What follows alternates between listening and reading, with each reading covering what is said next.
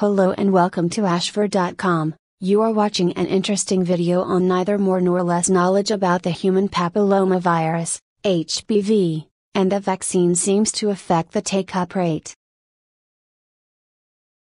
Please read this disclaimer carefully. Knowledge about HPV and the benefits of vaccination does not appear to spur parents, or the kids who need it, to take it up.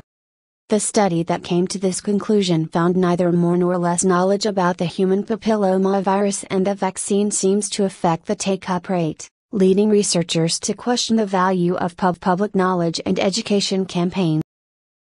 The researchers, from the University of Pennsylvania, Penn, in Philadelphia, report their findings in the journal Pediatrics. Lead author Dr. Jessica Fishman, of the Department of Psychiatry at Ben's Berelman School of Medicine, says, although knowledge is often assumed to be key to increasing vaccination rates, it may be unwise to place so much promise on knowledge. The study follows expressed concerns about the low take-up rate of human papilloma virus, HPV, vaccination among American adolescents. In July 2014, the U.S. Centers for Disease Control and Prevention, CDC, said while there has been a slight increase in HPV vaccination among adolescents since 2012, the coverage in this population remains unacceptably low. HPV is a common virus that is spread through sexual contact. Infection with HPV often comes without symptoms, so many people who have it do not know it. There are around 40 types of genital HPV, some of which can cause cervical cancer in women and other kinds of cancer in both men and women. There are also strains of HPV that can cause genital warts in both men and women. According to the CDC, every year, about 17,500 women and 9,300 men in the U.S. are affected by cancers caused by HPV, and about 1 in 100 sexually active American adults have genital warts at any given time. The HPV vaccine, which is given in 3 doses, prevents the most common types of HPV that cause cervical cancer and genital warts. One of the vaccines, the quadrivalent vaccine called Gardasil, is also recommended for boys because it prevents them from getting a type of HPV that can cause cancers of the throat, penis and anus. It also prevents genital warts.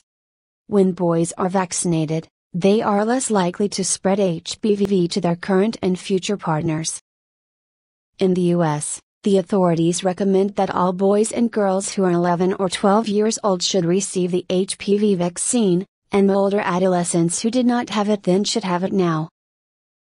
For their study, Dr. Fishman and colleagues surveyed 360 teenagers considered ideal candidates for the HPV vaccine. The surveys asked the teenagers and their parents about their knowledge of HPV and the vaccine. The researchers then followed the group, via records kept through state immunization tracking systems, for another 12 months to see who took up the vaccine. They found only about 14% of the adolescents were ultimately vaccinated. When they analyzed the vaccination results with the survey results, the team found neither increased parental nor adolescent knowledge of HPV and the vaccine resulted in higher rates of vaccination in the adolescents. The authors say their findings raise questions about the use of public service announcements and educational campaigns for HPV, and suggest other ways to increase the take-up rate of HPV vaccination should be explored. Providers who reduce missed opportunities to offer vaccination, along with convenient and affordable vaccination may be very important, urges Dr. Fishman. She and her colleagues also call for more surveys to test if their findings are typical of other, larger groups. References